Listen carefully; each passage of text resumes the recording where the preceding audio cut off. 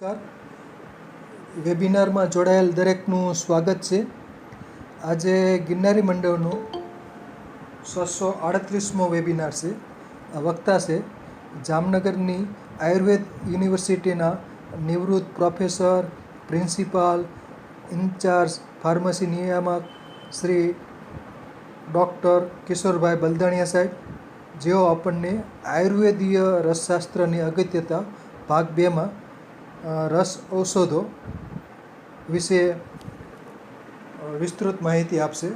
Doctor Kishorbhai Baldania સાહેબને વિનંતી કે તેઓ પોતાનું વક્તવ્ય હવે શરૂ કરી શકે છે. નમસ્કાર સર. જય ધન્વંતરી.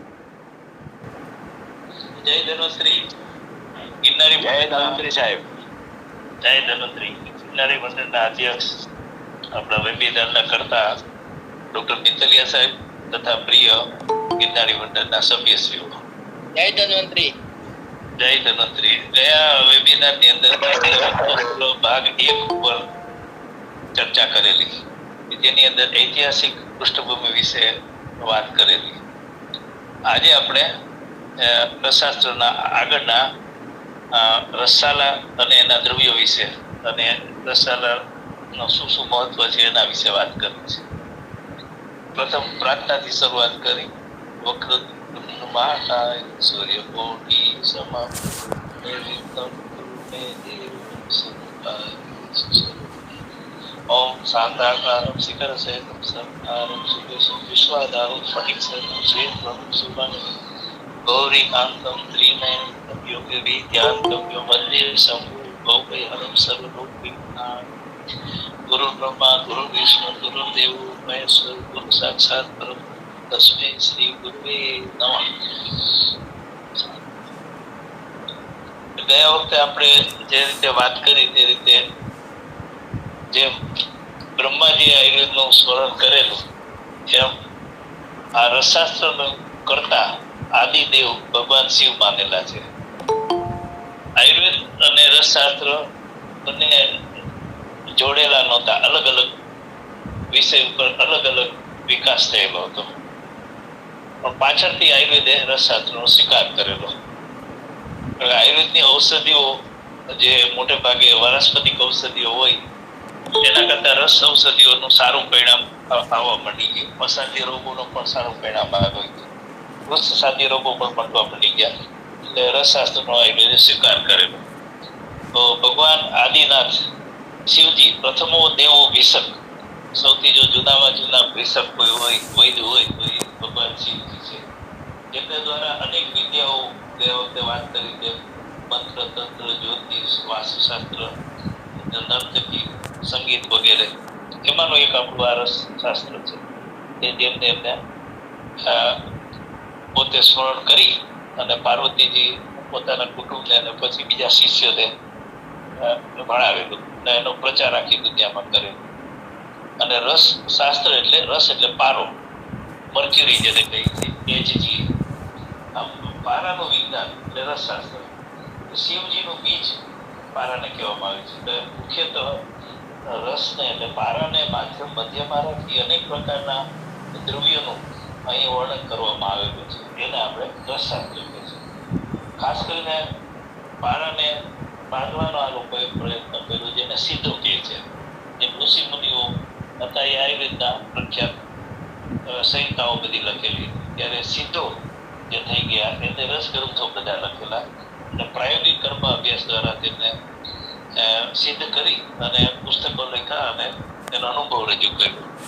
આ રીતે જોવા જઈએ તો આપણે વાત કરીએ દેવ સિદ્ધ, દૈત્ય સિદ્ધ, ઋષિ સિદ્ધ, માનવ સિદ્ધ વગેરે અનેક પ્રકારના સિદ્ધોનું ગયા વેબિનારમાં વર્ણન કરેલું.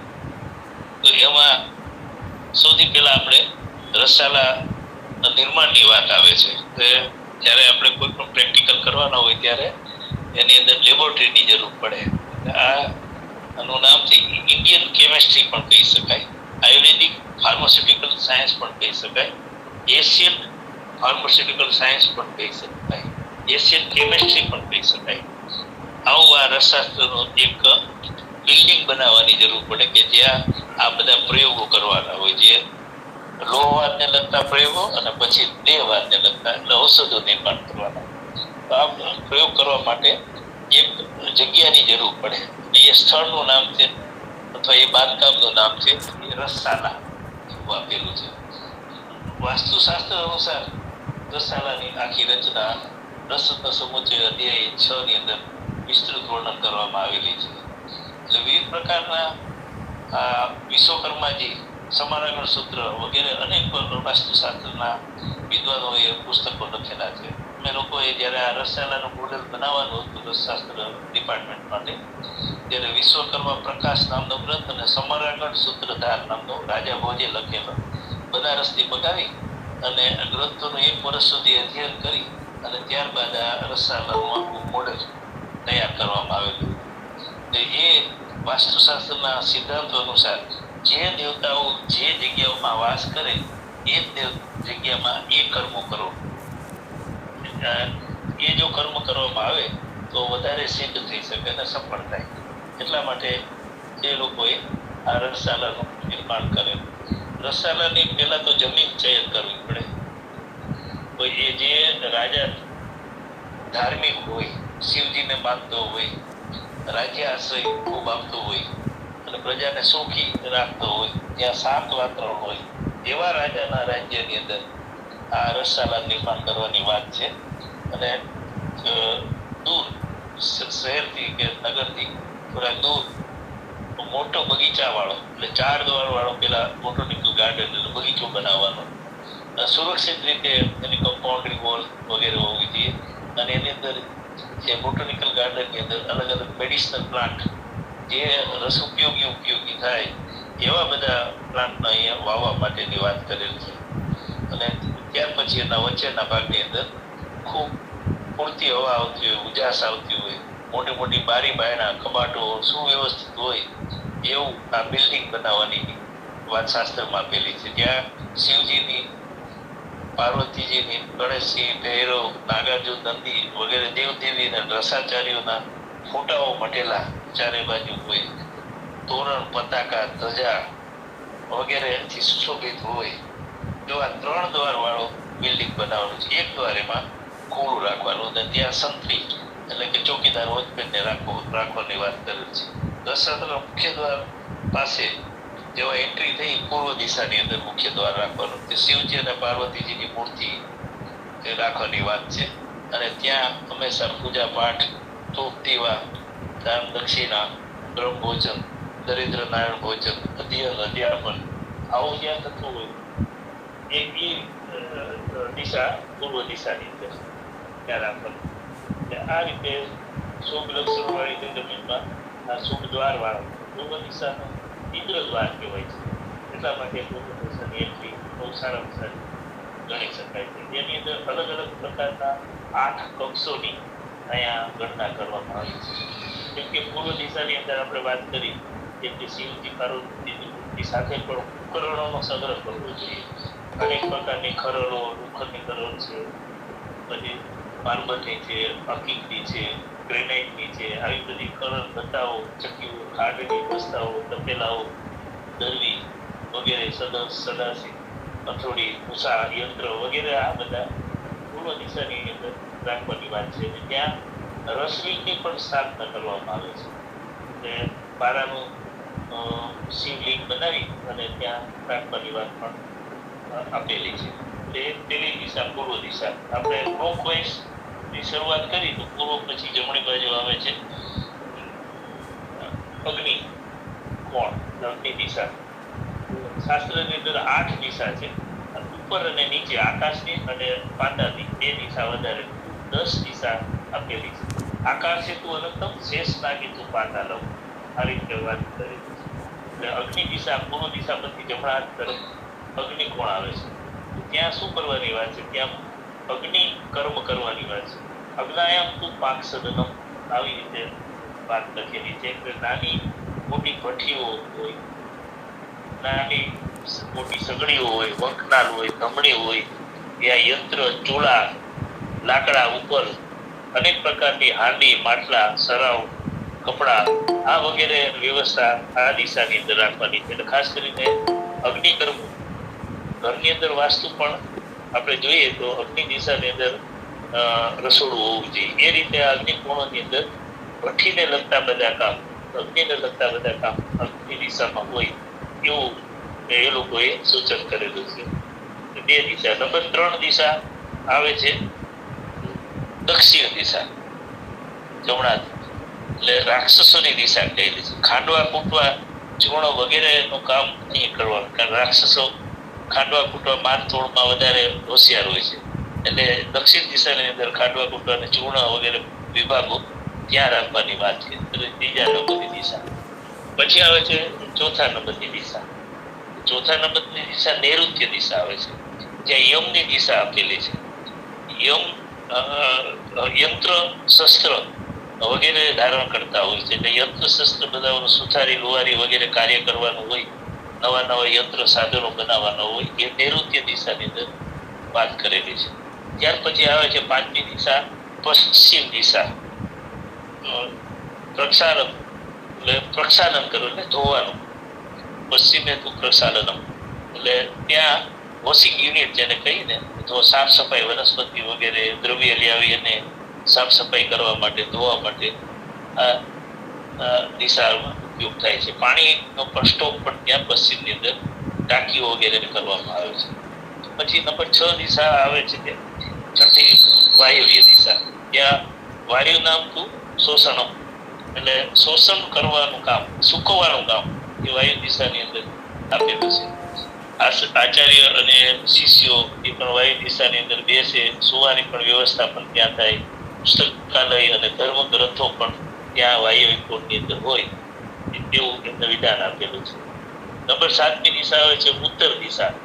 ઔષધિઓને રાખવા માટે, સ્ટોક કરવા માટે, એટલે ઘોડાઓ, રેક છે, બોક્સ છે, પછી કબાટો છે, આ બધે સ્ટેન્ડ છે, ડ્રમ, કોઠીઓ, કાચના પાત્રો, લોખંડના, ખનીજના, કાષ્ઠ ઔષધિ સગળ કરવા માટેની મોટી મોટી ટાંકીઓ વગેરે અથવા મોટી બરણીઓ, આ બધી આ ઉત્તર દિશાની અંદર રાખેલી છે. ઉત્તર દિશા એ કુબેરની દિશા પણ માનેલી છે શાસ્ત્રમાં.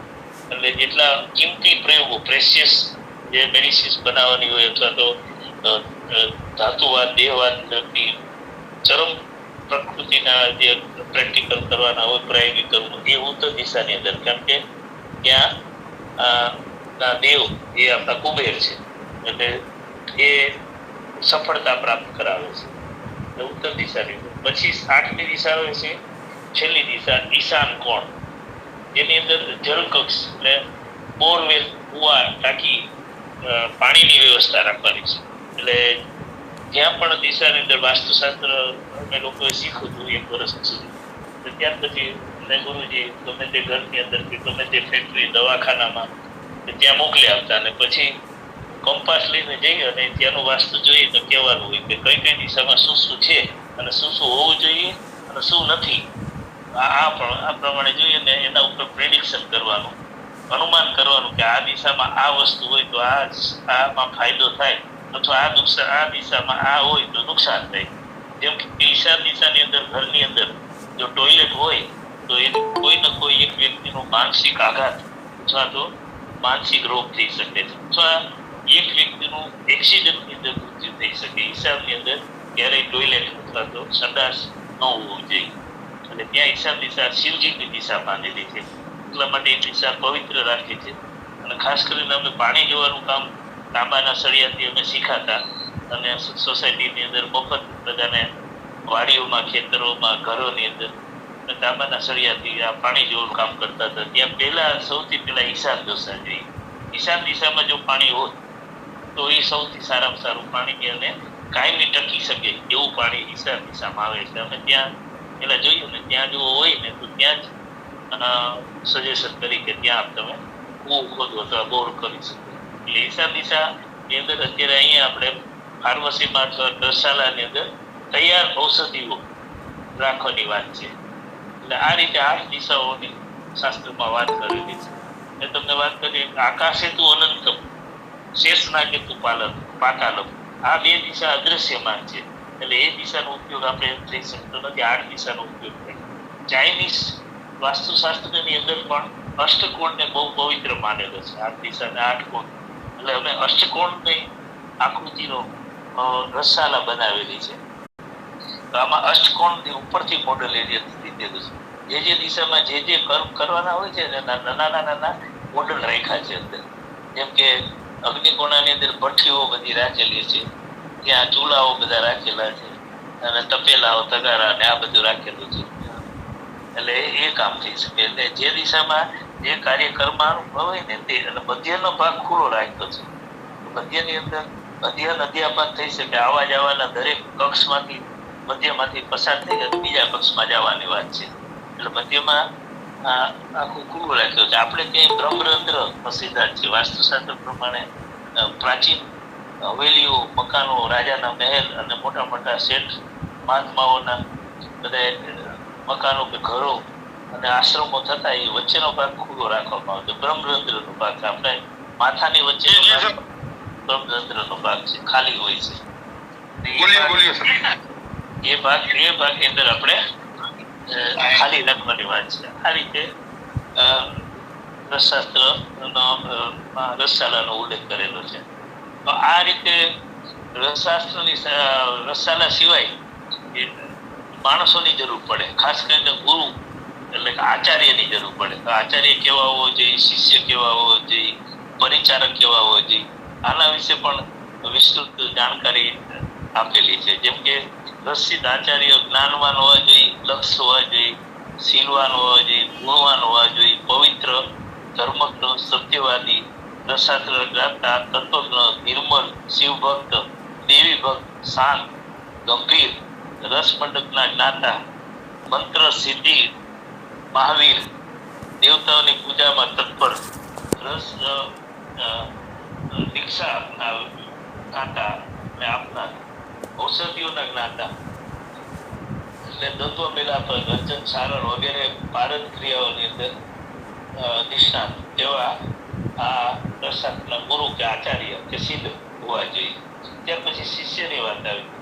શિષ્ય ગુરુ ભક્ત હોવા જોઈએ, સદાચારી હોવા જોઈએ, નિર્લોભ, માયાથી રહિત, નિષ્ક્રિય, નિરંકારી, સત્યવાદી, નિયમમાં રહેનાર, પોતાના ધર્મને જાણનાર, દમ અને હિંસા રહિત, સેવ દીક્ષિત, રસસાધનામાં લીન, શાંત, મંત્ર અને અનુષ્ઠાનના તત્પર, ગુરુ ભક્ત, આજ્ઞાકારી, કામ, ક્રોધ, લોભ, મોહ, ઈર્ષા આદિ વિકારોથી રહિત અને શક્તિવાન હોવા જોઈએ.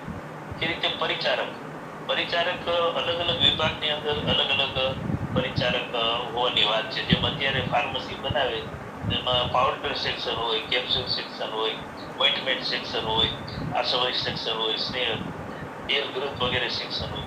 તો એ જે તે વિભાગના નિષ્ણાત પરિચારક હોય છે. એટલે એને લાંબા સમય સુધી ગુરુ અને શિષ્ય સાથે રહી અને અનુભવ લીધેલો હોય એવા પરિચારકને જે તે વિભાગની અંદર રાખવામાં આવે. જેમ કે કોઈ ભસ્મ વિભાગમાં કામ કરતા હોય તો એને આસવરિષ્ઠમાં કે ઊભી પકવામાં મૂકી દે તો એ કામ ન કરી શકે સરખું.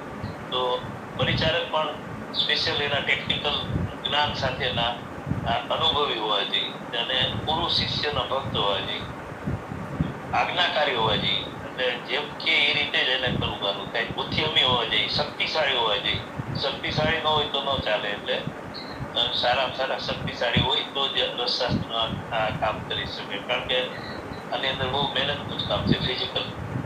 લોભ રહિત હોવા જોઈએ, કે ચોરી ચપાટી ન કરતા હોય, શાંત સ્વભાવ હોય, સતત કાર્યમાં રહેવા જોઈએ, દુરાચારી ન હોવા જોઈએ, ચોરી ચપાટી દુષ્ટતા રહિત અને પવિત્રતા રાખનાર.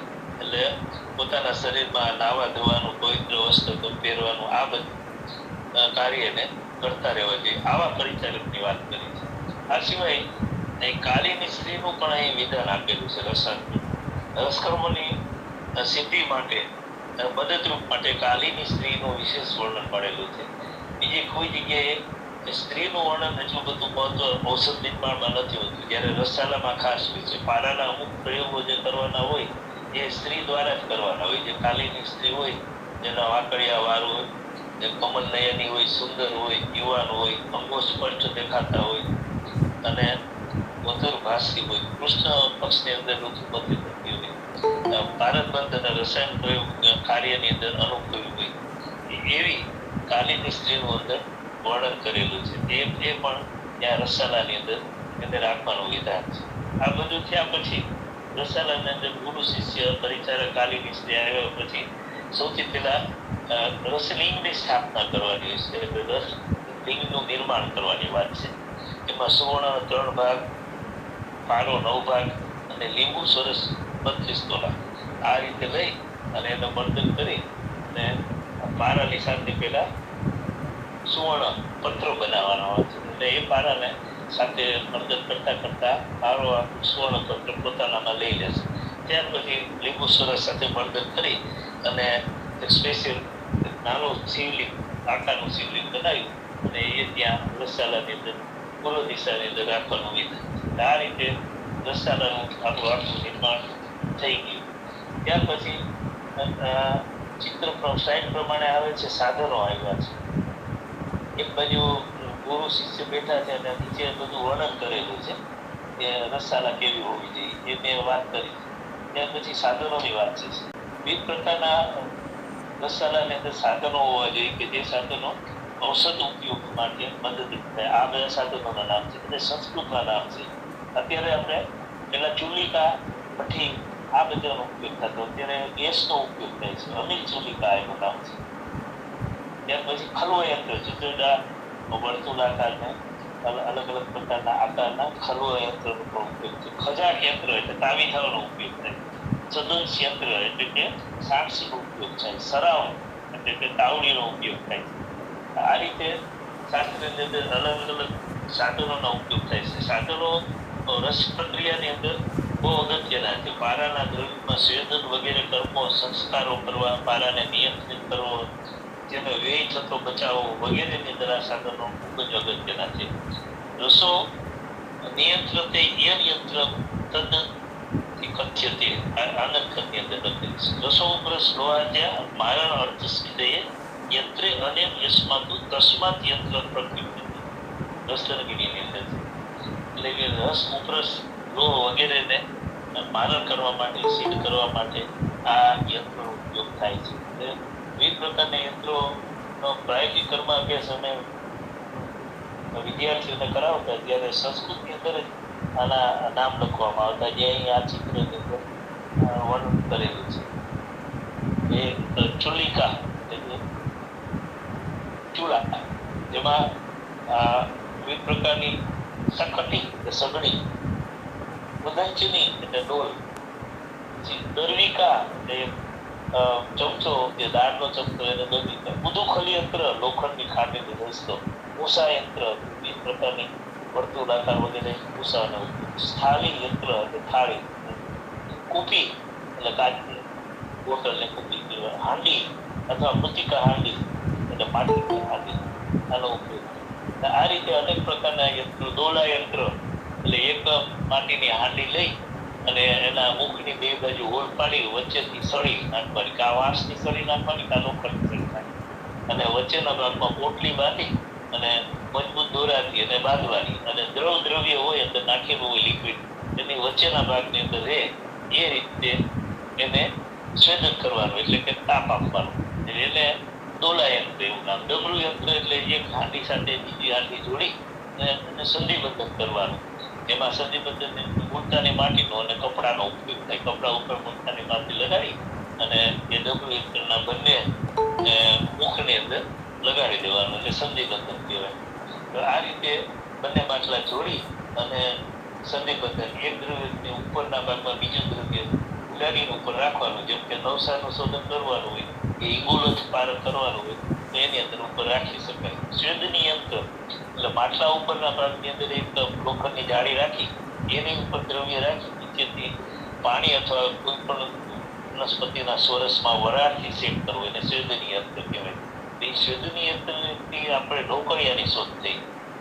એટલે ઢોકળિયું છે એ વરાળથી ઢોકળા બફાતા હોય, એ જ રીતે આ દ્રવ્યને સ્વેદની યંત્ર દ્વારા સ્વેદન કરવામાં આવે છે. વાલુકા યંત્ર એક આવે છે, લોખંડની કડાઈમાં રેતી ભરી એની અંદર મૂસા વગેરે યંત્ર રાખી અને તપ્ત કરવાની, તપાવવાની, અને એ વાલુકા યંત્ર એનું નામ આપ્યું છે. આ રીતે જુદા જુદા ખલવો યંત્ર, તપ્ત ખલવો યંત્ર એટલે ચૂલો હોય, ચૂલા ઉપર ખલવો યંત્ર ગરમ, લોખંડનું ખલવો યંત્ર ગરમ થતું જાય અને સાથે મર્દન કરવાનું એટલે પ્રક્રિયા કરવાની, એને તપ્ત કરવું.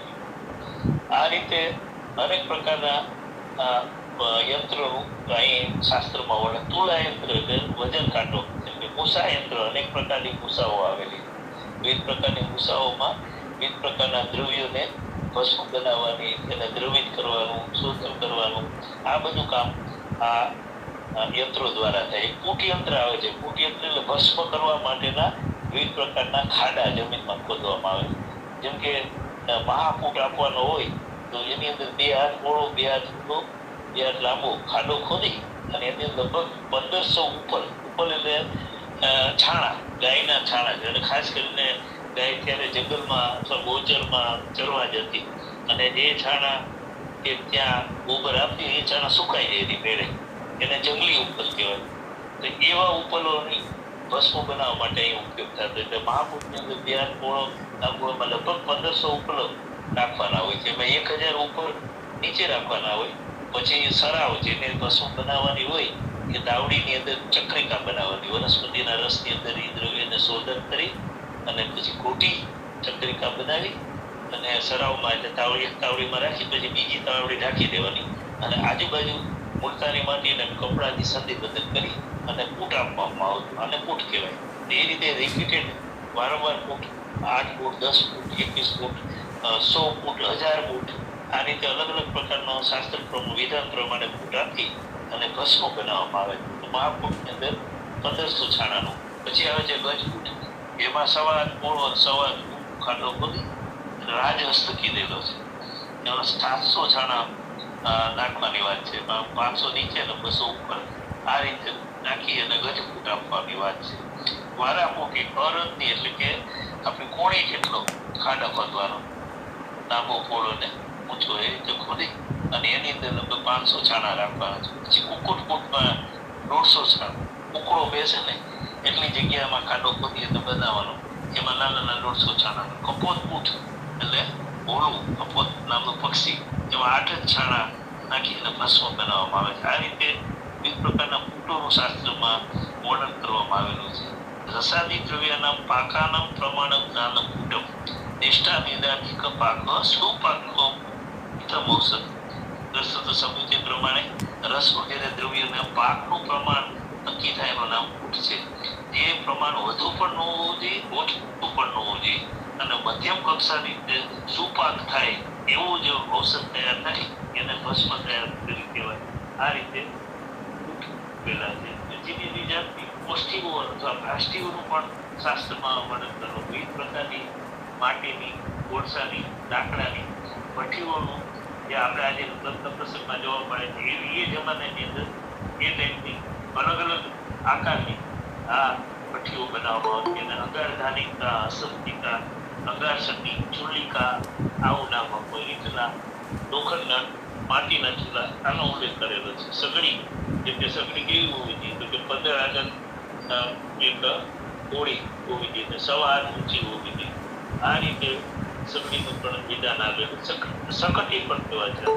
એટલે કોલસા દ્વારા પણ આ સગડીનો ઉપયોગ. પાતાળ કોષ્ઠી, જમીનની અંદર ખાડો ખોદી એમાં 10 આગળ જેટલો, 4 આગળ પહોળો, 4 આગળ લાંબો અને 10 આગળ ઊંડો ખાડો ખોદવાનો હોય છે. વંકનાર કરીને એક સાધન આવે છે, ભૂંગળી હોય, એનાથી ફૂંક મારવાની એટલે અવાજ જાય અને કોલસા કે લાકડા હોય તે બળે. મોટે ભાગે કોલસાની આ ભૂંગળી હોય. ખાસ કરીને જૂના ટાઈમમાં આપણે ત્યાં કલી કરવા માટે, પિત્તળના વાસણોમાં કલી કરવા માટે આવતા ત્યારે આવી રીતે આ પાતાળ કોષ્ઠ, નાની પાતાળ કોષ્ઠીનો ઉપયોગ કરવામાં આવતા. હવે તો ઇલેક્ટ્રિક બ્લોઅર આવી ગયા છે, એનો પણ હવે ઉપયોગ કરવામાં આવે છે. પહેલાના જમાનામાં ધમની હતી, ચામડાની ધમની હતા અને એનો ઉપયોગ કરવામાં આવતો. આ રીતે વિવિધ પ્રકારની ગાર કોષ્ઠિકા, ગારામાંથી 12 અગર ઊંડી ને 1 વેત પહોળી એવી ગાર કોષ્ઠિકા તળાવના કીચડના ગારામાંથી બનાવવામાં આવતી અને એની અંદર પણ વિવિધ પ્રકારના પાકો અને વિવિધ પ્રકારની ઔષધિઓ તૈયાર કરવામાં આવતી. અગ્નિનું પણ અહીં સૂક્ષ્મ અવલોકન કરેલું છે.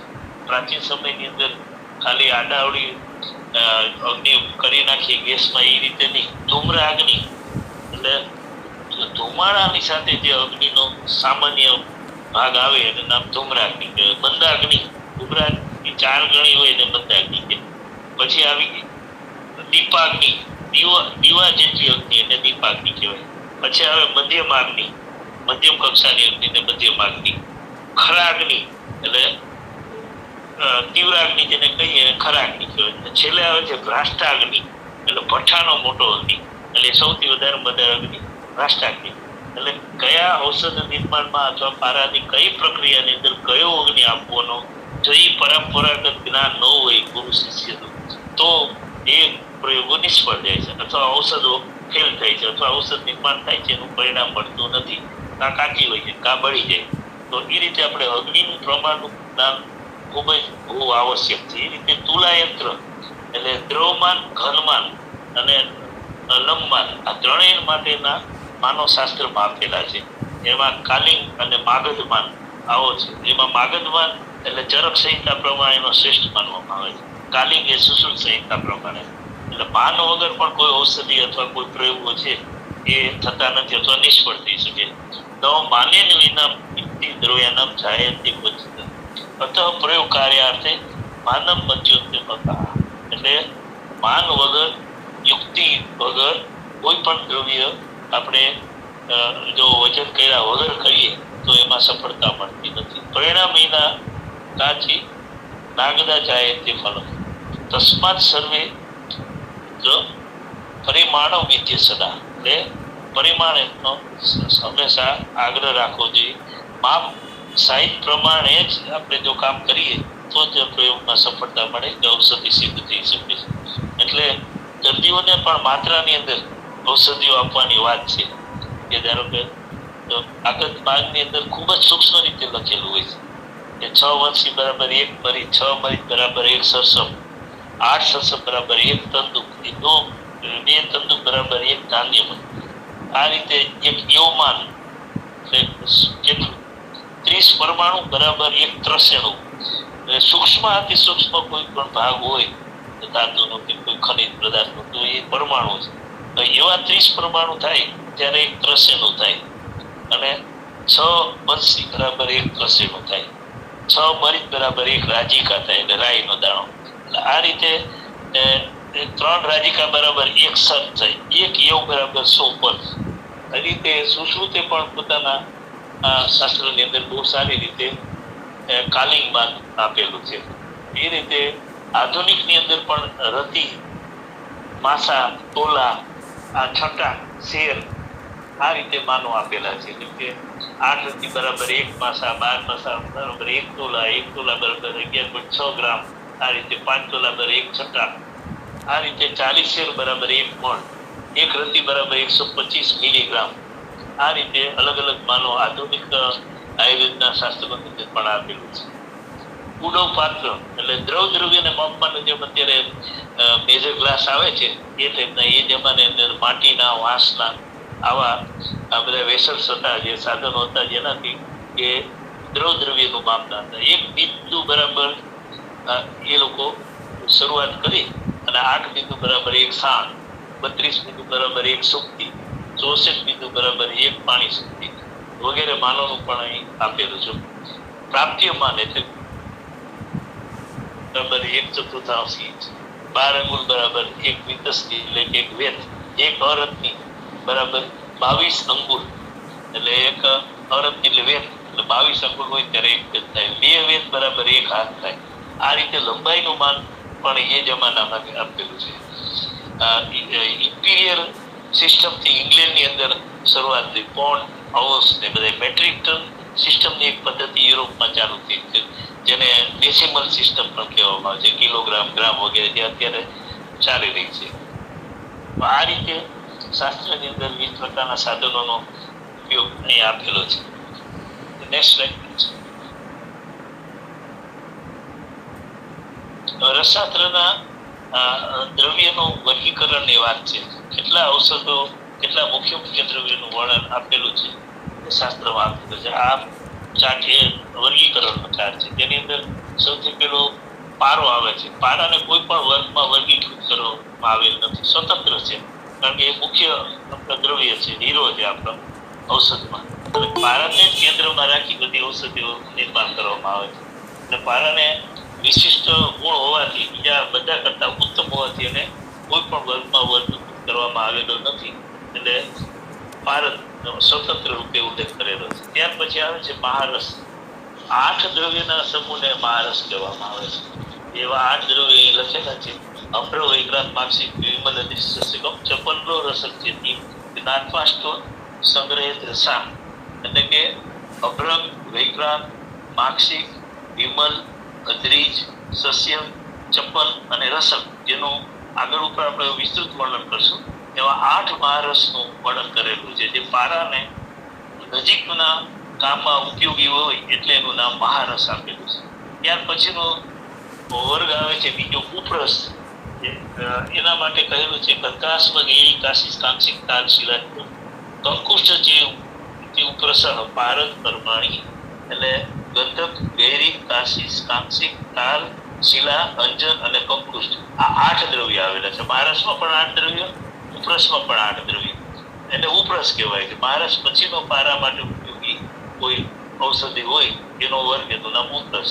ત્યાર પછી આવે છે સાધારણ રસા.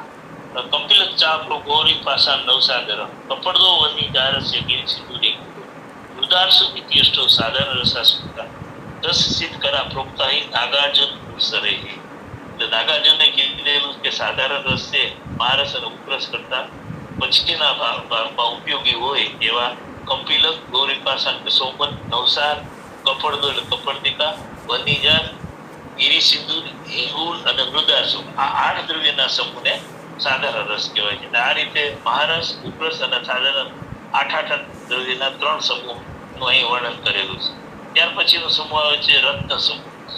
એમાં 9 પ્રકારના રત્નોના 9 ગ્રહના રત્નો 9 પ્રકારના શાસ્ત્રમાં વર્ણન છે. માણિક્ય, મુક્તા, ફલ, વિદ્રો, માણિક, તાક્ષમ, કુસુમ, વિદુરસ્ય, નીલમ, ઓમેદ, વિદુરત્નમ, ક્રમેણ રત્નાની 9 પ્રણાલી. ક્રમ અનુસાર 9 રત્નો 9 ગ્રહોના છે. જેમ કે માણિક્ય સૂર્યનું, મુક્તા ચંદ્રનું, માણિક વિદ્રુમ મંગળનું, બુધનું, કુસુમ વિદુરસ્ય, નીલમ ગોમેદ વિદુર એટલે મંગળ, બુધ, ગુરુ, શુક્ર, શનિ, રાહુ અને કેતુ, આ 9 ગ્રહના 9 અનુક્રમે રત્નો વર્ણન શાસ્ત્રમાં કરેલું છે અને રત્ન કહેવાય. ત્યાર પછીનું ઉપરત્ન આવે છે, જે રત્નને પ્રેશિયસ સ્ટોન કહેવાય, જેને ઉપરત્ન સેમી પ્રેશિયસ સ્ટોન કહેવાય. એટલે થોડાક ઉતરતા કક્ષાના પણ ઉપયોગી હોય એવા વૈક્રાંત, સૂર્યકાંત, ચંદ્રકાંત, રાજાવળ, સ્ફટિક અને ફિરોજા, આને ઉપરત્નનું નામ આપેલું છે. આ રીતે રત્નોની રત્ન અને ઉપરત્ન ઉપર પણ વિસ્તૃત વર્ણન શાસ્ત્રમાં જોવા મળે છે, જેના વિશે એક અલગ જ મોટો વેબિનાર થઈ શકે એવું રસશાસ્ત્રની અંદર વર્ણન છે. અહીંયા આપણે ટૂંકમાં જ રજૂ કરીએ છીએ. લોહ એટલે કે ધાતુઓ, સાર લોહ, સુવર્ણ, રજત, તામ્ર અને અયસ, અને સાન લોહ કહેવાય. પૂતી લોહ એટલે નાગ અને બંધ, એને પૂતી લોહ કહેવાય. મિશ્ર લોહ એટલે પિત્તળ, કાંસ્ય અને વર્ગ, મિશ્ર કરીને બનાવવામાં આવે એટલા માટે મિશ્ર લોહ. તો આ રીતે લોહ વર્ગનું પણ વર્ણન કરેલું. ત્યાર પછી રસશાસ્ત્રમાં ખાસ કરીને આપણે વનસ્પતિઓનું પણ વર્ણન કરેલું છે, જેની અંદર 20 વર્ગ, જે ભયંકરમાં ભયંકર વિષ હોય એ બધી વનસ્પતિઓનું રસશાસ્ત્રમાં વર્ણન કરેલું છે અને એનો ઉપયોગ કરેલો છે. અને વિષનું શોધન કરી અને એને અમૃત તુલ્ય કાર્ય કરી અને ખૂબ જ સારું પરિણામ ચિકિત્સાની અંદર વનસ્પતિઓ દ્વારા મળેલું છે. એનો 20 વર્ગ નામ આપેલું છે. 20 વર્ગની અંદર શૃંગિક, કાલકૂટ, વત્સનાભ, સપ્તુક અને પિત્ત, આ મુખ્ય વિષના નામ આપેલા છે. ત્યાર પછી ઉપવિષની અંદર લાગલી, વિષમુષ્ટિ, કરવીર, જયા, નીલમ, કનક, અર્ક, આ બધી ઉપવિષ વનસ્પતિઓનું વર્ણન કરવામાં આવેલું છે, જે પણ પારાના પ્રયોગોમાં ઔષધ નિર્માણની અંદર ખૂબ જ ઉપયોગી થાય છે. ત્યાર પછી લવણ વર્ગ આવે છે. સમુદ્ર લવણ, મીડ લવણ, સોવર્ચલ લવણ, રોમક લવણ અને ચુલિકા લવણ, આ બધા લવણના પ્રકાર છે, જે પણ શાસ્ત્રમાં વિસ્તૃત વર્ણન કરવામાં આવેલું છે. ત્યાર પછી ક્ષાર વર્ગ, પલા ક્ષાર, પુષ્ક ક્ષાર, વનસ્પતિઓના પરપટ ક્ષાર, તિલ ક્ષાર, સૂર્ય ક્ષાર, ટંકણ ક્ષાર વગેરે ક્ષારો, વનસ્પતિઓ અને ખનિજોના ક્ષારોનું વર્ણન પણ શાસ્ત્રમાં કરવામાં આવેલું છે. ત્યાર પછી સુધા વર્ગ એટલે કે કેલ્શિયમના સ્થાવર અને જંગમ. સ્થાવર વર્ગની અંદર ખટિકા, સુધા અને ઓદંતી, આ સ્થાવરમાં. જાંગમ વિષમાં શંખ, સુક્તિ, શંખ, વૃક્ષો, સમુદ્રફેન, અજાસ્થિ, અસ્થિ, દંત, આ વગેરેનો પણ એ સુધારકની અંદર જાંગમ તરીકે ઉપયોગ કરવામાં આવેલો છે. આ રીતે જોઈએ તો સિક્તા એટલે રેતી, દુગ્ધ પાષાણ, પથ્થરીઓ જેને આપણે ચોક કહીએ છીએ ને એ ટાઈપનું, તંતુ પાષાણ, નાગ પાષાણ, આ બધાને સિક્તા વર્ગના અંદર ઉલ્લેખ કરેલો છે. અન્ય વર્ગની અંદર કસ્તુરી, અંબર અને નાગ સિંદૂર, આ અન્ય વર્ગની અંદર પણ શાસ્ત્રમાં ઉલ્લેખ કરેલો છે. આ રીતે જોઈએ લગભગ 90 જાતના ખનિજ અને વનસ્પતિ દ્રવ્યોનું રસશાસ્ત્રની અંદર વર્ણન કરેલું છે. એમ તો ઘણા બધા સહયોગ દ્રવ્યો લઈએ તો એનાથી ખૂબ જ સંખ્યા મોટી થાય, પણ આ મુખ્ય દ્રવ્યની આપણે વાત કરેલી. ત્યાર પછીની આ જે સ્લાઇડ છે પારદ વૃક્ષની સ્લાઇડ છે. એ રસ શાસ્ત્રની અંદર સિદ્ધનંદન મિશ્રા આયુર્વેદીય રસશાસ્ત્ર લખેલું છે. એમને એક શિવજી અને પાર્વતીજીના ફોટા સાથે એક રસશાસ્ત્રની અંદર ઔષધિ કરતાનું અને પારાની અંદર જે બધી કરતાઓ થાય એનું પારદ વૃક્ષ એનું નામ છે. આનું નામ પારદ વૃક્ષ, જેની અંદર અનેક પ્રકારના વૃક્ષ એક પાંદડાની અંદર એક વિદ્યાઓ આપેલી છે. એટલે એમને કાલ્પનિક વૃક્ષ આ પારદ વૃક્ષ બનાવી અને બધી વિદ્યાઓ અને બધી ઔષધિઓનો આ વૃક્ષની અંદર પારદ વૃક્ષની અંદર સમાવેશ કરી લીધો છે. એમને પોતાની જે ગ્રંથ લખેલો છે આયુર્વેદિક રસશાસ્ત્ર, એની અંદર એ પારદ વૃક્ષની અંદર ખૂબ કલર ફોટા સાથે અને સારા વચાય એ ટાઈપના અક્ષરો સાથે લખેલું છે. એટલે પારદ વૃક્ષની અંદર ઘણું બધું કાર્ય થઈ શકે એ માટે એમને વર્ણન કરવામાં આવેલું છે. આ રીતે જોઈએ તો રસશાસ્ત્ર પછી અલગ અલગ રીતે અલગ અલગ દ્રવ્યોનો ઉપયોગ વિસ્તૃત રીતે આપેલો છે.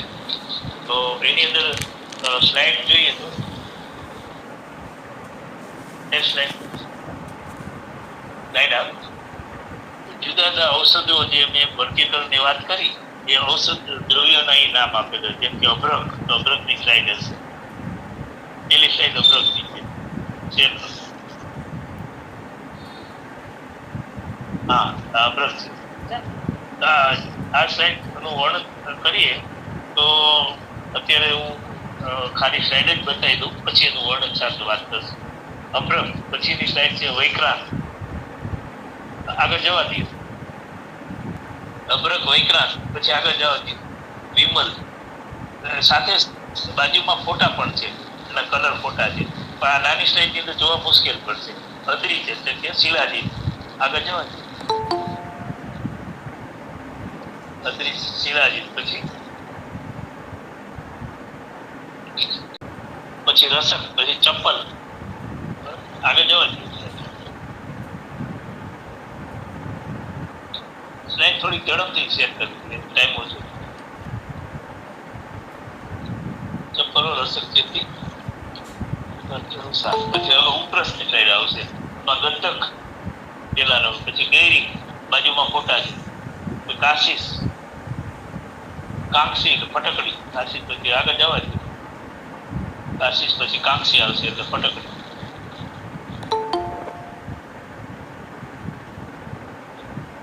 આગળ જવા દે.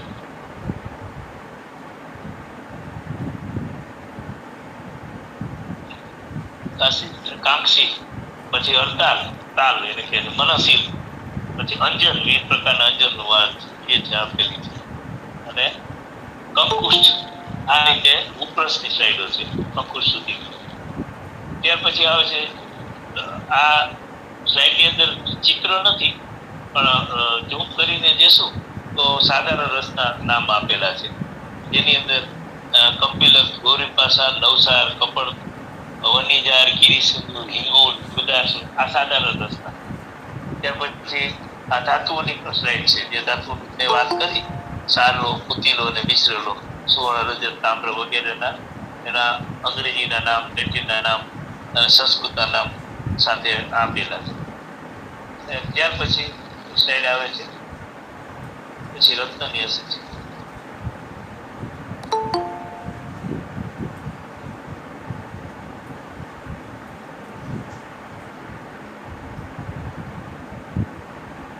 ભસ્મની સ્લાઇડ છે. ભસ્મ કેટલી કયા ધાતુની કેટલી ભસ્મનું પ્રમાણ છે એ આપેલું છે.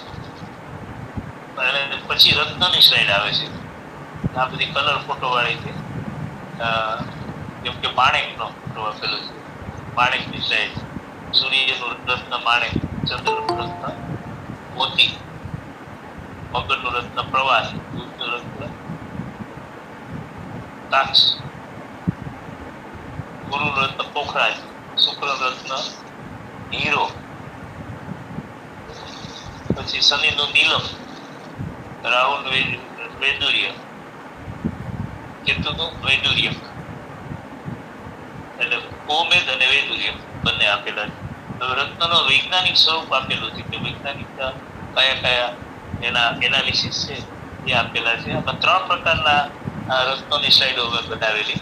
તો શાસ્ત્ર પ્રમાણે, રસશાસ્ત્ર પ્રમાણે, બીજું જ્યોતિષ પ્રમાણે કયા રત્ન કેટલા વજનથી કઈ આંગળીમાં કયા જાપથી સિદ્ધ કરી અને એની વિધિ અને મંત્રોચ્ચાર સાથે એને પ્રાણ પ્રતિષ્ઠા કરી અને રત્નોનું ધારણ કરવાની વાત છે. એટલે જ્યોતિષનો આશરો લીધો સાથે જીમોલોજિસ્ટ એટલે આખું રત્નશાસ્ત્ર મોડેલનું આપેલું છે. 64 disease can be cured with gems. 64 રોગો જેમ્સથી એટલે રત્ન ધારણ કરવાથી મટી શકે છે એવું એક વૈજ્ઞાનિક રીતે પુરવાર છે, આધુનિક વૈજ્ઞાનિક પુરવાર છે.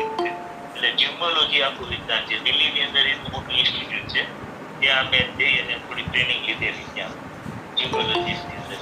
એટલે એ રત્નો આપણે જ્યોતિષ પ્રમાણે કયા ગ્રહનું રત્ન છે, એનું ઇંગ્રેજી નામ શું છે, કેટલા વજનથી ધારણ કરવાનું, કયા નક્ષત્રમાં ધારણ કરવાનું છે, કયા મંત્રથી ધારણ કરવાનું છે, કઈ ધાતુમાં પહેરવાનું છે. આ જો વ્યવસ્થિત રીતે શાસ્ત્ર પ્રમાણે જો કરવામાં આવે તો નિશ્ચિત ફળ પ્રાપ્ત થાય. તો આ રીતે આપણે ત્યાં પ્રચુર માત્રામાં જ્યોતિષ શાસ્ત્રમાં રત્નનો ઉપયોગ થતો. જીમોલોજીની અંદર પણ વિવિધ પ્રકારના ધાતુઓના રત્નો સાથે પહેરવાથી લાભ થાય છે એવું પણ પરિણામ આધુનિક વિજ્ઞાનીએ શોધી કરી બતાવ્યું છે. અને રસશાસ્ત્રની અંદર પણ જુદા જુદા રત્નો અને પિષ્ટી બનાવવાની વાત છે. ભસ્મ બનાવવાની વાત નથી. રત્નો મોટે ભાગે શીતવીર્ય હોય છે. શીતવીર્ય હોવાથી બનાવી તો એનો શીતવીર્યતા નષ્ટ થઈ જાય. એટલા માટે પિષ્ટી બનાવે એટલે શીત દ્રવ્ય દ્વારા રત્નને પેલા શોધન કરવામાં આવે છે. શોધન કરી અને ત્યાર પછી વનસ્પતિઓની ઔષધિઓ દ્વારા સ્વરસો દ્વારા એને ભાવના આપવામાં આવે છે. સૂક્ષ્મથી સૂક્ષ્મ થાય એટલે એને પિષ્ટી કહી, પેષણાથી વિવિધ પ્રકારના રત્નોની પિષ્ટી બનાવી અને ઉપયોગ કરવાની અહીં વાત આપેલી છે. એટલે એ રત્નનો ઉપયોગ અહીં આપેલો છે. આ રીતે આપણી સ્લાઇડ અહીંયા પૂરી થાય છે. અને હવે પછી આગળ ઉપર ભારત અને બીજા ઔષધોનું વિસ્તૃત વર્ણન માટે આપણે જો અત્યારે સમય હોય તો અત્યારે, નહીં તો પછી રાખવું હોય તો પછી રાખી શકીએ. પછી રાખશું સાહેબ. બરાબર ને? બરાબર સાહેબ. આ ત્રીજો ચોથો ભાગ આપણે રાખશું. તો આજે ભારત મુખ્ય ભારતનું વર્ણન કરવાનું અને દરેક રસ, મહારસ, ઉપરસ, સાધારસ, રત્ન, ઉપરત્ન, પછી ખાસ તો 20 વર્ગ. 20 વર્ગની અંદર 64 રસ ઔષધિના 20 વર્ગના કેટલા બધા આપેલા છે. અને રસ સિદ્ધ કરવા માટેની વનસ્પતિઓના નામ 68 વનસ્પતિ, 64 વનસ્પતિ અને બીજી 64 વનસ્પતિ, એવા 3 વર્ગની અંદર વનસ્પતિઓનું વર્ણન કરેલું છે. એટલે આ ગિરનારી મંડળમાં મુખ્ય આપણે વનસ્પતિ નો વધારે વજન કરી અને એ વનસ્પતિનો શું ઉપયોગ આપણે કરી શકીએ રસશાસ્ત્રમાં. અને સૂક્ષ્મથી સૂક્ષ્મ અમારે ગુરુજી હતા કહેતા હતા દાદુ છે કે આખો ટ્રક ભરી વનસ્પતિનો ટ્રક લઈ આવો ઔષધિઓનો, અને સાથે એક મારુતિ નાની હોય સૌથી 800 મારુતિમાંથી એ ડેકીમાં જેટલું સમય એટલી રસ ઔષધિ લઈ આવો તો એ મારુતિવાળી ડેકીમાંથી જે ઔષધિઓ છે એ વહેલું અને સારું પરિણામ અને ઓછી માત્રામાં પરિણામ આપશે અને ઓછી વનસ્પતિઓનો નાશ કરી દેશે. કારણ કે ઓછી વનસ્પતિઓ શાસ્ત્રમાં વપરાયેલી છે. અમુક જ વનસ્પતિ ભાવના માટે, સેન્દ્રિય દ્રવ્ય બનાવવા માટે, કારણ કે ખનિજો બધા નિરિન્દ્રિય હોય તો સેન્દ્રિય કરવા માટે, કારણ કે આપણું શરીર પણ સેન્દ્રિય છે, તો ઔષધિ જો સેન્દ્રિય હોય તો જ એનું પરિણામ આવે. એલોપેથિક છે એ આપણે નિરિન્દ્રિય દ્રવ્યો છે, એટલે કેમિકલ બધા છે એલોપેથિકના, જે આપણા શરીર છે એ સેન્દ્રિયમાં અનુકૂળ નથી આવતા, એટલે સાઈડ ઇફેક્ટ થાય, રિએક્શન થાય. જ્યારે રસશાસ્ત્રના દ્રવ્યનું સાઈડ ઇફેક્ટ કે રિએક્શન નથી થતું કારણ કે એના અંદર વનસ્પતિનો રસ નાખી અને સેન્દ્રિય બનાવી છે. એટલે આપણા શોધન કલ્પનાની અંદર ફક્ત શુદ્ધ કરવાનો હેતુ નથી, વિષાક્તતા દૂર કરવાનો છે, સેન્દ્રિયતા કરવાનો છે, ગુણાંતરાધાન કરવાનો છે. આ રીતે અલગ અલગ અણુ પરમાણુનું સંગઠન વિભેદન કરવાનો છે. આવા અનેક પ્રકારના સિદ્ધાંતો ઔષધ નિર્માણની આપેલા છે. એટલે એ ઔષધિઓ રસશાસ્ત્રની કઈ કઈ ઔષધિઓ છે, કઈ કઈ કલ્પનાઓ છે, એના વિશે હવે આપણે આવતા વેબિનારની અંદર વાત કરીશું. નમસ્કાર. નમસ્કાર. જય ધન્વંતરી. ખૂબ ખૂબ આભાર ડૉક્ટર કિશોરભાઈ બલદાણિયા સાહેબનો, જેમણે આજે રસશાસ્ત્ર ભાગ 2માં રસશાળા વિશે, મર્ક્યુરી પારા વિશે, રસશાસ્ત્રના જે બધા સાધનો વિશે અને રસશાસ્ત્રના દ્રવ્યો વિશે સરસ માહિતી આપી. ખૂબ ખૂબ આભાર. સરસ રહ્યું વક્તવ્ય અને સરસ બધાને માહિતી મળે. હવે ડૉક્ટર આપણે વૈદ્ય શ્રી વિનોદભાઈ ઠક્કર સાહેબને વિનંતી કે 2 શબ્દો કહે. ઠક્કર સાહેબ. જય ધન્વંતરી. બલદાણિયા સાહેબને 2 હાથ જોડીને પ્રણામ. રસશાસ્ત્ર અને રસની સાથે જે બધું જ જોડાયેલું, રસશાળાથી માંડી વર્ગ કેવા, એના તમામ પાસા, સાધનો અને ઘટકો બહુ સૂક્ષ્મથી સૂક્ષ્મ રીતે સ્લાઇડ્સોથી આપણને જે બતાવ્યું, અહીંયા બેઠા હશે એમાં ઘણાની એવી ઈચ્છા અંદરથી પ્રગટ થઈ હશે કે આ કેટલું ઉપયોગી છે અને હવે આમાં રસ વધારે કેળવાય એવી સ્થિતિ અનુભવાતી હશે. બલદાણિયા સાહેબે જે પહેલા પણ કહ્યું કે આપણા સિદ્ધોએ અને રસશાસ્ત્રીઓએ જનહિત માટે ચિકિત્સકીય રીતે, એકચ્યુઅલી પહેલા ચિકિત્સકીય રીતે નહોતું, પણ પછી ચિકિત્સકીય રીતે એના પરિણામો લેવાના ચાલુ થયા. અને સમાપન વખતે જે સાહેબે કીધું સેન્દ્રિય અને નિરેન્દ્રિય, અને બહુ માર્મિક રીતે સાહેબે સ્પષ્ટતા પણ કરી કે આયુર્વેદની દવા સેન્દ્રિય હોય છે, જ્યારે કેમિકલ વાળી, રસાયણ વાળી દ્રવ્ય નિરેન્દ્રિય હોય છે. આ વાત અતિ સૂક્ષ્મ સમજે એના માટે છે. આજે જે કઈ રોગોનો વ્યાપ્ત વધતો જાય અને જે કઈ આપણે એના વિશે થોડુંક સમજાવો ને, નકર છો થોડુંક હજી સમજાવો એના વિશે.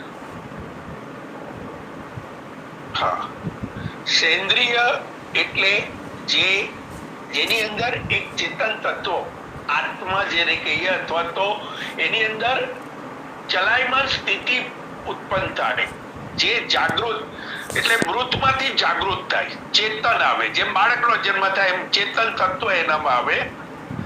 એ શરીર ઉપર, શરીરના ચેતન શરીરની સાથે ચેતાત્મક બની જાય, એટલે એને સઇન્દ્રિય કહેવાય છે, સેન્દ્રિય. હવે આ જે સેન્દ્રિય દવા આયુર્વેદમાં જે છે, એને પૂઠ આપવાની, ભાવના આપવાની અને પછી પાછી એને ભઠ્ઠીમાં ભસ્મ બનાવવાની, આવી અનેક પૂઠો આપીને સૂક્ષ્મથી સૂક્ષ્મ બનાવવાની જે પ્રક્રિયા, જે આપણા રસશાસ્ત્રીઓએ, સિદ્ધોએ જે મૂકી, આજે 1 પૂટી, સહસ્ત્ર પૂટી, આવી જે અભ્રકની વાત કરીએ તો અભ્રક માટે એવું કહેવાય કે બધા જ રોગોમાં ગુણકારી છે. અને માત્રા કેટલી? તો રાઈના દાણાથી પણ ઓછી પણ પ્રભાવી કામ કરી બતાવે. એ વખતના સમયમાં આજે એક માર્મિક રીતે બલદાણિયા સાહેબે કીધું, ઉપલા એટલે અડાયા છાણા. જે ગાય એ જંગલમાં જે રીતે મૂક્યું હોય એ સુકાયું એની એ પોઝિશનમાં જે આવે એને અડાયા કહેવાય અથવા ઉપલા કહેવાય, અને થાપેલા હોય એ આખી વસ્તુ અલગ છે. આવા એની ગણના પણ બતાવી 1500, 1000 કેટલું ઝીણવટ ભર્યું એના વજનનું માપ કાઢીને કે આટલું તાપમાન જોઈએ. આ આપણા ઋષિ મુનિઓએ જ આટલું ઝીણવટથી દિવ્ય દ્રષ્ટિથી આ માપ મૂક્યું છે. આજે નવા જમાના પ્રમાણે માપમાં ફેરફાર આવી ગયા. રતીના માપ હતા એ હવે ગ્રામમાં આવી ગયા. ટેમ્પરેચરમાં ભઠ્ઠીઓ આવી ગઈ. જે કોલસા અને ઉપલાથી જે શોધન અને પ્રક્રિયા હાથ ધરાય એ અત્યારની નવી ભઠ્ઠીઓથી એ ટેમ્પરેચરનું માપ એટલું વિશ્વસનીય ન કહી શકાય. પરિણામ મળતું હશે પણ વિશ્વસનીય ન કહી શકાય, કારણ કે એ ટેમ્પરેચરનું માપ ભલે મીટર ઉપર જોઈને કરતા હોઈએ પણ તોય પરિણામમાં ફરક આવે છે. આ હજી તો બલદાણિયા સાહેબ આગળ પણ લેવાના છે, હજી વિસ્તારથી આપણને કહેશે, પણ આજના વિષયને અનુરૂપ એટલું સ્પષ્ટ છે કે ભલે આપણે એમ કહીએ કે એ વખતે ઇલેક્ટ્રિક નહોતું, કઈ નહોતું, તો પણ આટલું ઝીણવટ ભર્યું જે એ લોકોનો અભ્યાસ અને શાસ્ત્રમાં જે પીરસ્યું છે, નતમસ્તક થઈને દંડવત કરવાનું મન થાય આપણા ઋષિ આચાર્યોને. અસ્તુ. ધન્યવાદ, આભાર. હવે ત્રિપાઠી સાહેબને અનુરોધ છે કે 2 શબ્દો કહે. ત્રિપાઠી સાહેબ.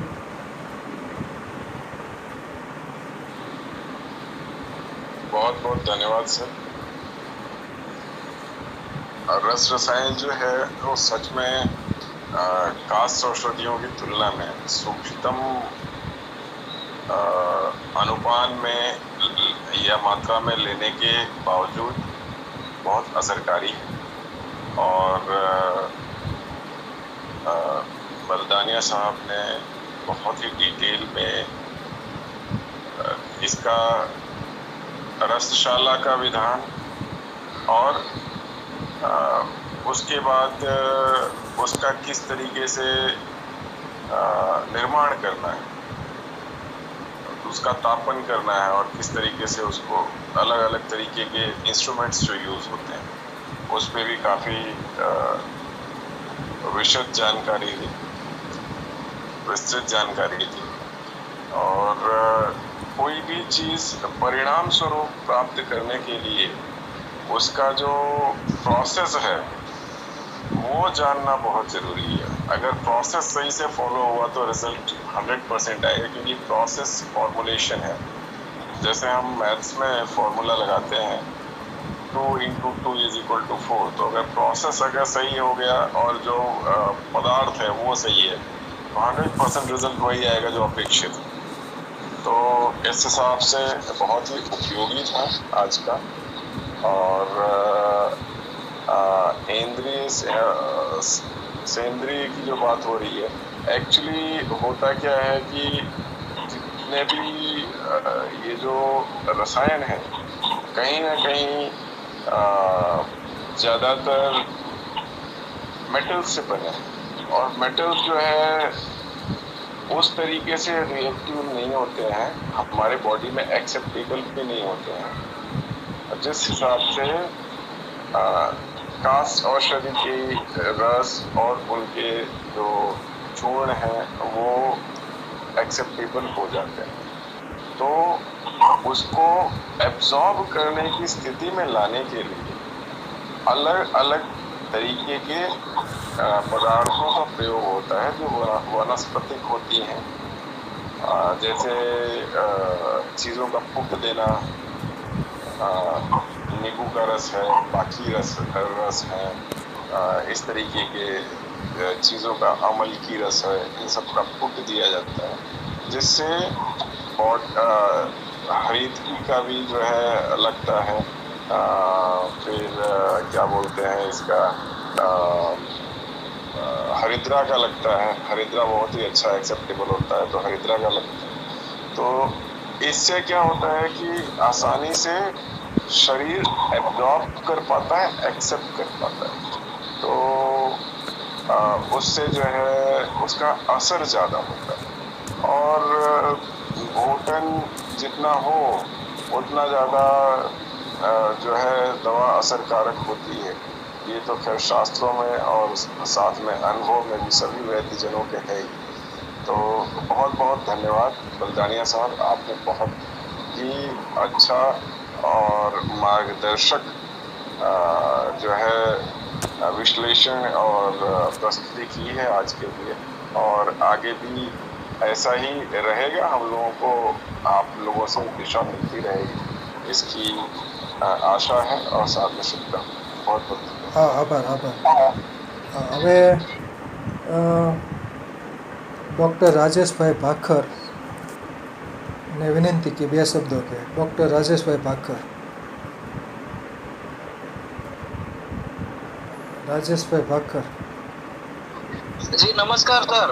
नमस्कार नमस्कार. बलदानिया साहब ने बहुत विस्तृत बात की है रस रसायन के बारे में और रसशाला के बारे में, लेकिन जो रस है यानी पारद की जो संस्कार है उसका अगला वेबिनार रखना चाहिए. पारद के संस्कार के साथ उसकी भस्म का उपयोग कैसे किया जाए, और अभी जो दुनिया में नए नए रोग आ रहे हैं इसके लिए पारद के भस्म बहुत काम कर सकती है, ऐसे मैंने सुना है. तो इसके बारे में कुछ अगले वेबिनार में लिया जाए तो बहुत बहुत आप सभी का धन्यवाद करूंगा. आप इस बारे में कुछ सोचिए, पारद भस्म के बारे में कैसे यूज किए, कैसे बनाए. जी गणेश साहब को नमस्कार, धन्यवाद, अभिनंदन. ધન્યવાદ ધન્યવાદ ધન્યવાદ. હવે આપણે દિનેશભાઈ બી ખાંટ સાહેબને વિનંતી કે 2 શબ્દો કહે. ખાંટ સાહેબ. ખાંટ સાહેબ અનમ્યુટ થાવ.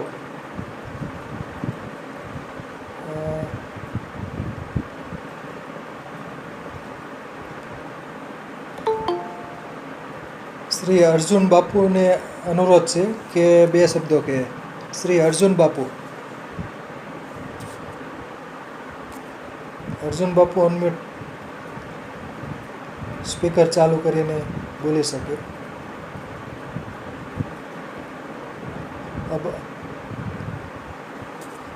વણપરિયા સાહેબને અનુરોધ છે કે 2 શબ્દો કહે. વણપરિયા સાહેબ. બલદાણિયા સાહેબનો ખૂબ ખૂબ આભાર કે બહુ વૈજ્ઞાનિક રીતે પ્રોફેસર તરીકે અનુભવી હેડ ઓફ ડિપાર્ટમેન્ટ તરીકે જે આખો રસાયણની વાત કરી, તો કે મારો વિષય તો છે નહીં, છતાં પણ આધુનિક જે વિજ્ઞાન છે એ અને જે વનસ્પતિનું વિજ્ઞાન છે, ઓર્ગેનિક અને મેટલ, આ બેનું સંયોજનની જે વાત કરી, સેન્દ્રીય જે શબ્દનું અંગ્રેજી થાય ઓર્ગેનિક. અત્યારે આખા વિશ્વમાં ઓર્ગેનિક ઓર્ગેનિક ઓર્ગેનિક બધું ચાલે. તો એ જો ઓર્ગેનિક જે છે એ અને રસાયણ એ બેને ભેગું કરે એટલે આખું જે સાહેબે વાત કરી કે આપણે 64 ફૂટથી પીપળી કરવી હોય કે એને આંબળાને આપણે ફૂટ આપવા હોય તો એ રીતે વનસ્પતિના ફૂટ અને મેટલને ઓર્ગેનિકના ફૂટ, અને એ રીતે પાચક બનાવવાની જે છે, આમ પાચક શબ્દ આવે આપણે, જે હોજરીની અંદર પચે. નહીં તો આપણે દાખલા કે કોપર ખાવી હોય તો કોપર ના ખાઈ શકે. એક દાખલો આપું કે યુનાનીની અંદર છે ને ચાંદીની ભસ્મ ડાયાબિટીસનું, તો એ લોકો શું કરે કે આપણે ગોળતુંબા એટલે આપણે એને ઇન્દ્રવર્ણ કહીએ, એને એનો રસ કરીને એની અંદર ચાંદીના પતરાને ગરમ કરીને બુજાવવાના, 40, 50, 60 વાર બુજાવે એટલે એ પતરા મંડે ખરવાને, એના એટમ છૂટા પડવાના, અને એક સ્થિતિ આવે છે 50-60 વારમાં કે આખી ચાંદીનું પતરું ડિઝોલ્વ થઈ જાય, અને એને બરાબર ઘૂંટી અને પછી એની વિજ્ઞાનિક એટલે એના વિષય પ્રમાણે એની ભસ્મ બનાવીને આપવામાં આવે.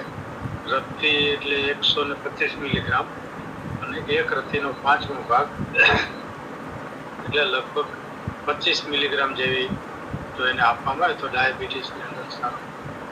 આ તો એક ઉદાહરણ આપ્યું છે, પણ એમાં દવા બનાવવાની વાતો નથી કરતો.